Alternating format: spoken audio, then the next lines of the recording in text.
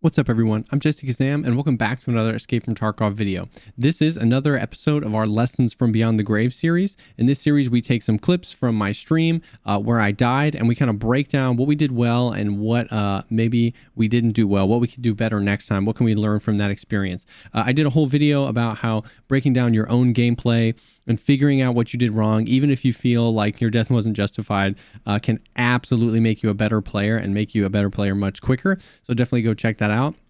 I stream Escape from Tarkov on Twitch. If you want to see more stuff like this and all sorts of raids live, definitely check me out there. We'd love to have you stop by, say hey. If you have any questions about the game, we're here to answer that, or just kind of chat and hang out. But with all that out of the way, let's go ahead and dive right in. So as always, the way we'll do it is we'll watch this whole around 2-minute clip. And then we'll kind of go back through and break it down. The context, the setup for this clip is that I was duoing with a buddy of mine, and we were on Woods, and Woods has been super kind of hot and cold. Sometimes you can get really juiced squads. Sometimes you can get some amazing PvP. I love playing Woods. I hated it for a long time. I fell in love with the map because there's a lot of mid to long range combat, and I found using like a DMR or something is super fun. I think in this raid I was using either an 8R or an M4 on semi-automatic or something like that, but I fell in love with this map. It was kind of a slow map. This was one of the ones where we were kind of frustrated because we were looking for some PvP. We couldn't find anything, and pretty decent way into the raid, we spot two players on the other side of Lumberyard, and at this point we had chased them from the spine area of the map all the way over here. You'll hear me say, I hope they don't extract. We were really trying to get into a fight with these guys. And that's where we are. I'm up on this rock. We chased them here, and I'm about to spot one of them. So from here, we'll go ahead and roll the clip. They're on that sniper rock. On that sniper rock. Oh. Let me see if I can get around. Yeah, I'm distracting them. I'm just kind of taking shots at them. But it was a TAC 2 boy for sure.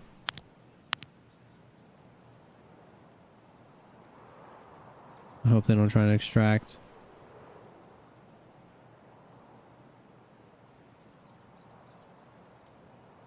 Come on, dudes. Fight us. Are they still up there? No. I saw one. I took some shots at him. I may have hit him, and then he just ran. He could just be behind the rock medding, or they could be extracting.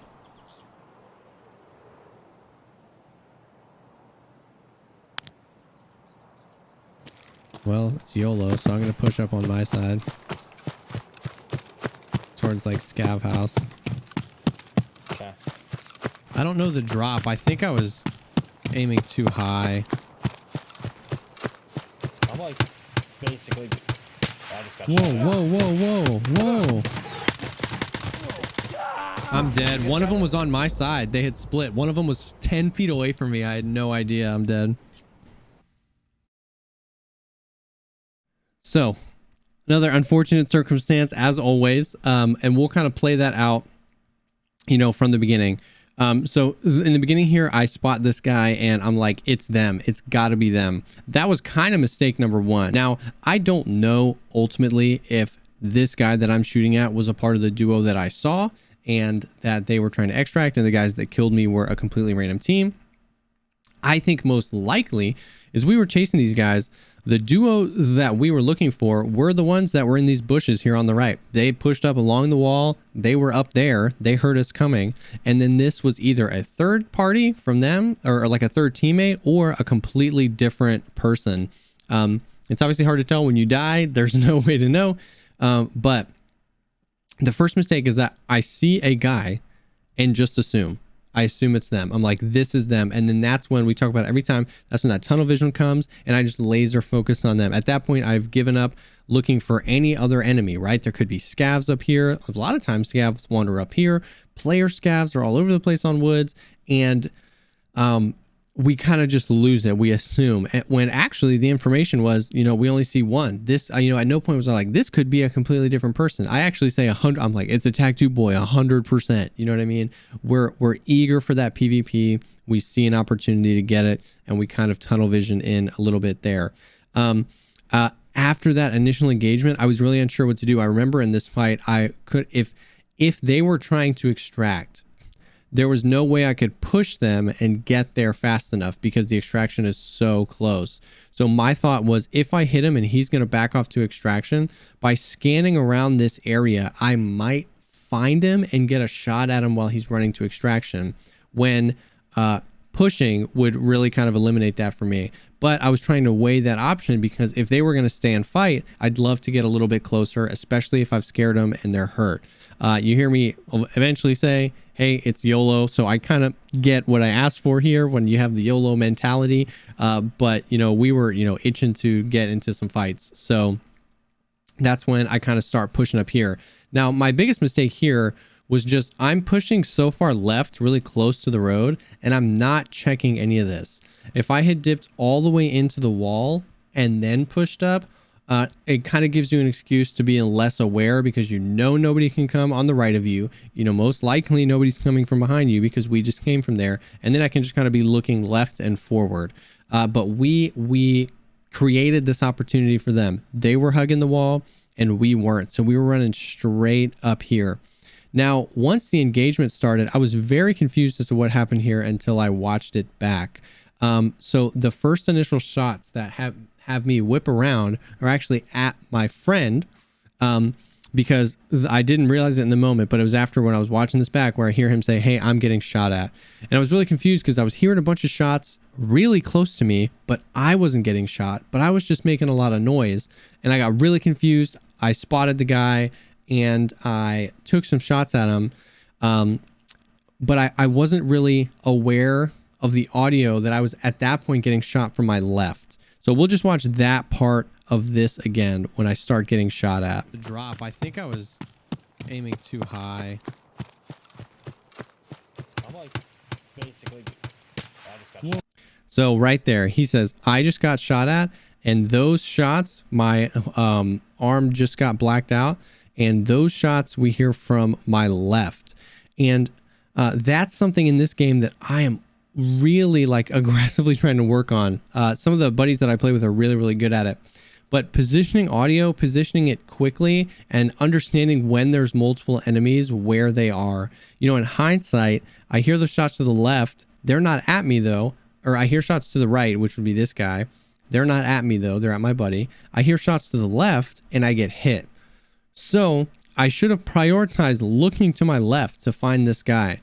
But I remember in this instance, at this point, I don't even know there's two people. I'm not thinking that fast. I'm not like aware of that. I'm just like, I hear shots. I'm always trying to get a visual cue. I'm always trying to get visual on somebody. And until I get visual on two, I won't say there's two. And that's a big kind of fault. You know what I mean? You need to use audio. That's probably the most important thing in probably any video game. But in Tarkov is audio.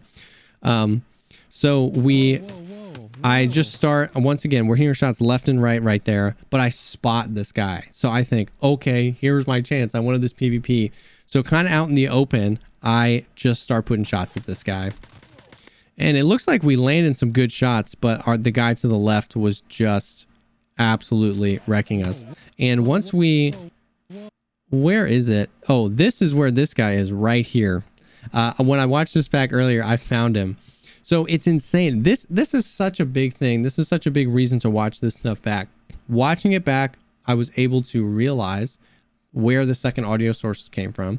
I was able to then use this media player to kind of like pause that a few different spots, and then realize that that guy wasn't in cover.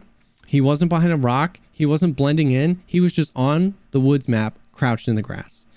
And it's so easy to just whip right by that guy and be like, where did I get shot from? Or that guy was a cheater or something. But when in reality, when you watch it back, this was completely my fault. I put myself out in the open. I scanned right past this guy and didn't see him. And ultimately, this guy killed me while I was shooting at the other guy. So, you know, after the fight, I was like, GG's to those guys. I immediately started processing what I did wrong and what I could have done better. But that's really it. You know, we started by assuming that that guy was the team. He wasn't. We put ourselves in an exact position for this to happen, and it happened. And we didn't let our audio be our guide. We were going for our visuals, and we kind of, you know, obviously ended up dying. I'm trying to find a good, okay, so this is a little clearer. If I had, like I said, if I had split to the wall and then moved up, you know, these guys were a good, you know, 25, 30 yards from each other. I would have been running up the wall and only had to deal with this guy first and then had to deal with the other guy. The other guy probably would have started shooting at me, but you know what I mean? When you think about like of a graph, like if I am running directly beside two people that are trying to shoot at me, or if I'm kind of running at them in a line, it gives me a better chance to eliminate one target, see the other target, eliminate the other target. And at this point, I still know like where I'm sitting right now, directly behind me, 200 yards was the original guy that I saw. So if he was peeking the rock, looking at where these shots were, he's going to get a view of my back. So, and you know, by rushing into PvP, I just put myself in really bad positions and it showed. So this ended up being a fun raid, and Woods has been, like I said, a lot of fun. But we couldn't make it out of this one. But I hope that, as always, I hope that this helps you guys want to break down your own gameplay, even if you don't have the ability to do that. Hopefully watching me break down mine, kind of like you can identify with that and be like, oh, I do that in my raids too. This game is there's always so much to learn. It can be incredibly frustrating, but for me, I'm able to channel that frustration into what could I do better? You know what I mean? I'm able to turn that frustration back around on me because I can watch this and be like, man, I should have seen that guy. I should have seen that guy. That wasn't them doing anything weird. That wasn't the game. That wasn't the net code. That wasn't cheaters. That was me. And I should do better next time. So that's it for this one. Thank y'all so much. I hope that this helps. You know, I definitely encourage you guys to break down your gameplay, and I hope that this helps you guys get better at Escape from Tarkov. Thanks again for taking the time to check out this video. I hope that these are helpful and help kind of set an example for you to break down your own gameplay and get better at this game. If you have any questions about the video, or if there's any guides you'd like to see me make here in the future, drop those down below. If you like the video, think about giving it a like or subscribing for more content like this. I'm always trying to create content that helps shorten the learning curve of Tarkov and gets you and your raids having fun as soon as possible. Thank you again for stopping by, and I'll see y'all on the next one.